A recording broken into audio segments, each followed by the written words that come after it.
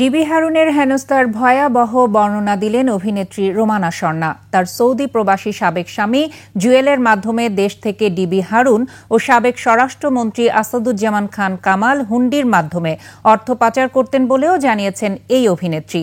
আর এসব অপকর্ম জেনে যাওয়াতেই তিনি ও তার পরিবারের সদস্যদের মামলায় ফাঁসানো হয় বলে দাবি করেন রোমানা। ক্রাইম রিপোর্টার্স অ্যাসোসিয়েশন মিলনায়তনে সংবাদ সম্মেলনে এসব কথা তুলে ধরেন অভিনেত্রী রোমানা স্বর্ণা। সুমাইয়া খানের রিপোর্ট। হারুনের ভাতের হোটেলে খাওয়ার ছবি, যে yellow T shirt Jewel. DB হারুনের ভাতের হোটেলে মিডিয়া পাড়ার অনেকেরই যাতায়াত ছিল। তাদের মধ্যে অভিনেত্রী রোমানা স্বর্ণা একজন। রোমানার স্বামী প্রবাসী জুয়েলের সাথে ডিবি হারুন ও সাবেক স্বরাষ্ট্রমন্ত্রী আসাদুজ্জামান খান কামালের সুসম্পর্ক ছিল। জুয়েলের মাধ্যমে তারা অর্থ পাচার করতেন।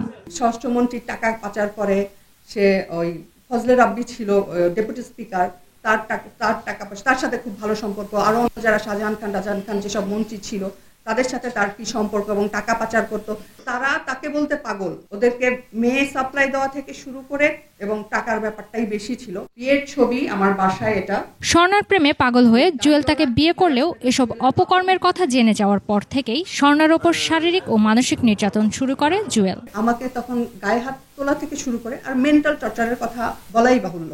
Double million offer Walton fridge কিনে পেতে পারেন 20 লক্ষ টাকা, রয়েছে কোটি কোটি টাকার নিশ্চিত উপহার। এক পর্যায়ে রোমানা স্বর্ণা ডিভোর্স দিলে শুরু হয় তাকে ও তার পরিবারকে গুমের হুমকি।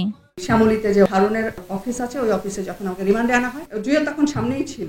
তখন সে বলল যে শোনেন, যা হয়েছে ভুলে যান, ছেলেকে বাঁচাইতে চলে জুয়েল ভাই যেভাবে বলবে সেভাবে করবেন।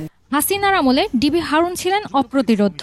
হারুন আমাকে খুব ঠান্ডা থ্রেট দিত যে যেমনি আছেন এমনিই থাকেন, বাইরের কারোর সাথে যোগাযোগ করা, কাজ করা, এগুলোর কথা কখনো চিন্তা করবেন না। জুয়েল ভাই যেমনি চালাইতে সামনেই চলেন। হাসিনার পতনের পর আসাদুজ্জামান খান কামাল ও ডিবি হারুন পলাতক। নতুন বাংলাদেশে ন্যায্য বিচার পাওয়ার প্রত্যাশা অভিনেত্রী রোমানা স্বর্ণার। সুমাইয়া খান, 21 টেলিভিশন, ঢাকা।